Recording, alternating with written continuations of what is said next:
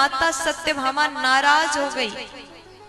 उनको लगा कि कम से कम हमें नहीं देना था, एक बार बता तो देते, दिखा तो देते, हम भी देखते। अब जब क्रोध आया, कोप भवन में क्रुद्ध होकर के मैया बैठ गई। जैसे भगवान उनको ढूंढते हुए आए, मैया सत्यभामा दिखाई नहीं दी। अब थोड़ी देर तक भगवान ने ढूंढा, जैसे मैया मिल जाती है तो भगवान ने पूछा, देवी क्या बात है, क्यों नाराज हो? मैया जी कहती, प्रभु आपने वो पुष्प हमें नहीं दिया, आपको देना नहीं था, नहीं दिया, कोई बात नहीं, कम से कम एक बार दिखा देते तो हमें भी अच्छा लगता, हम भी खुश हो जाते। अब जैसे मैया ने इतना कहा, भगवान कहते हैं कि देवी आप एक पुष्प के लिए इतना नाराज हो रहे हो, एक पुष्प तो क्या आपके लिए पूरा वृक्ष ही हम ला करके रख देंगे। भगवान मनाने में भी बड़े कुशल हैं,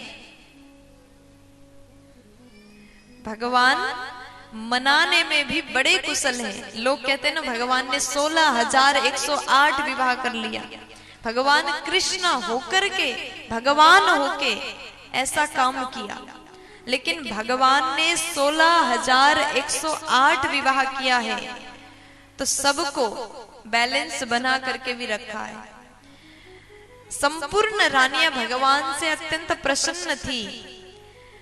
16,108 कक्ष में 16,108 रानियां रहती थी, और साथ में भगवान कृष्ण ने अलग अलग 16,108 रूप भी बनाया था।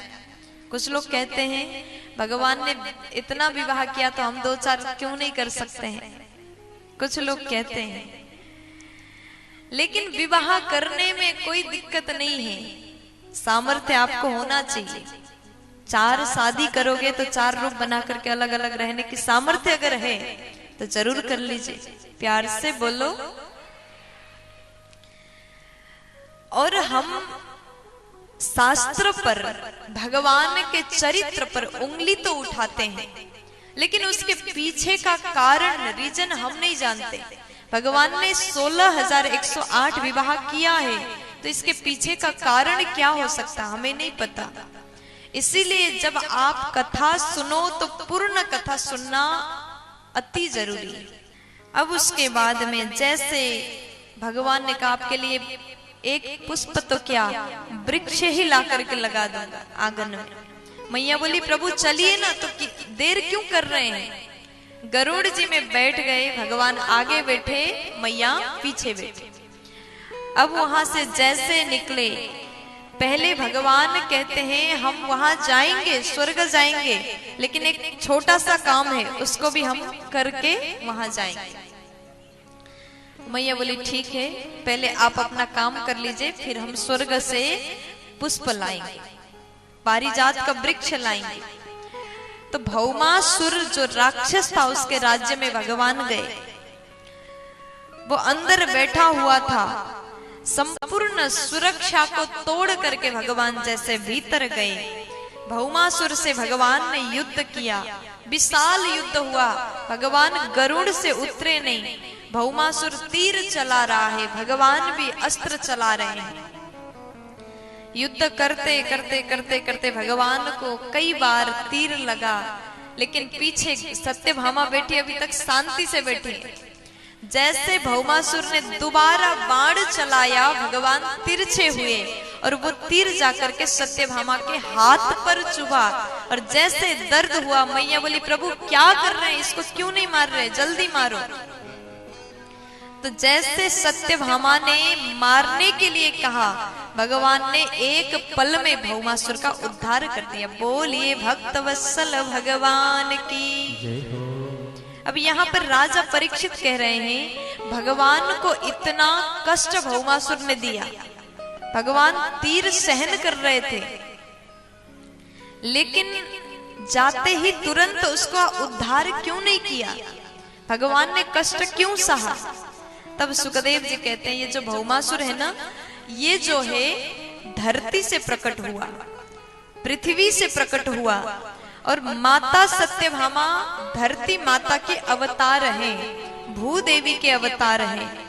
और जब ये पैदा हुआ था तब मैया ने कहा था, प्रभु आप इसे तब तक मत मारना जब तक मैं स्वयं ना कहूं।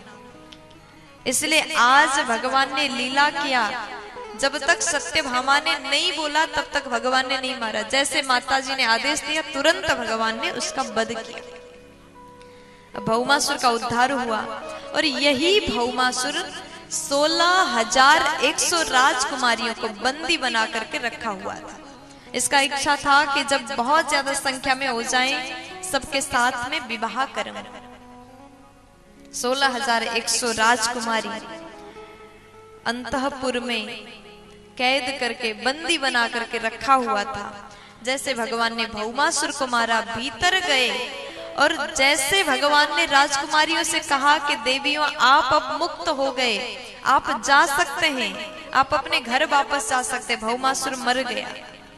तब ये 16,100 राजकुमारी दौड़ के आई, प्रभु को कहती है, प्रणाम करके प्रार्थना करती, प्रभु आपने हमें इस नरक से बचाया, आपने हमें इस बंधन से मुक्त किया, अब हम वापस घर जाएंगे तो हमारे माता पिता भी हमें स्वीकार नहीं करेंगे, क्योंकि एक बार राक्षस ने हरण किया है।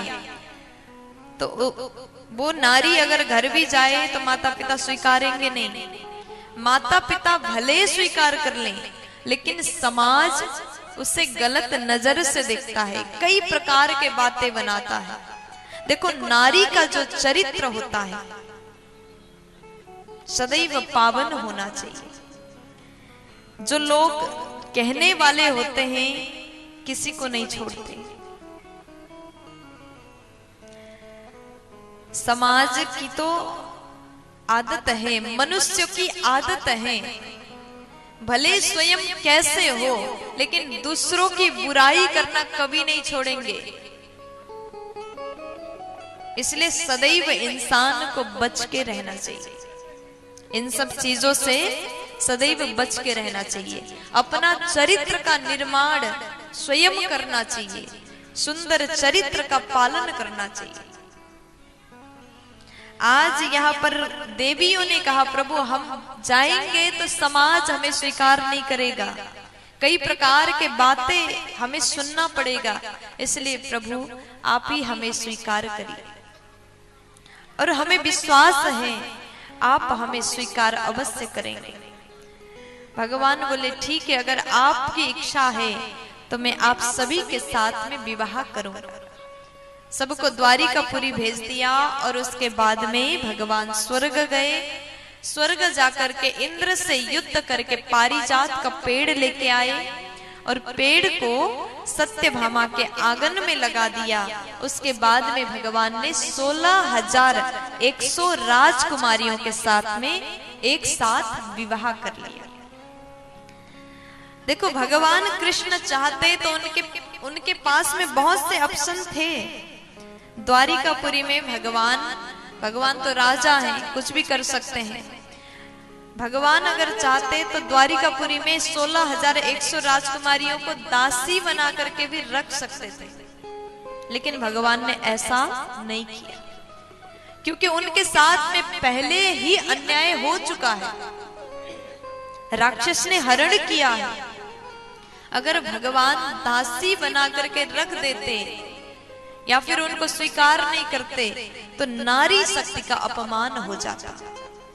और आज भगवान ने, कृष्ण ने नारी शक्ति का सम्मान करने के लिए उनके साथ में विवाह करके उनको अपना नाम प्रदान किया। इसलिए भगवान ने 16,108 विवाह किया। ये कथा बहुत कम लोग जानते हैं। लोगों को बस इतना पता है कि 16,108 विवाह हो गया, भगवान होके इतने शादी कर लिए। जब धर्म के वक्ता साक्षात भगवान ही ऐसा कर रहे हैं तो मनुष्य क्यों नहीं करेंगे। कुछ लोग तो बोलते हैं, लेकिन बोलने वालों का मुंह कोई बंद नहीं कर सकता। लेकिन सभी सनातनियों के पास में सही समाचार, शास्त्र का सही ज्ञान होना अति आवश्यक है।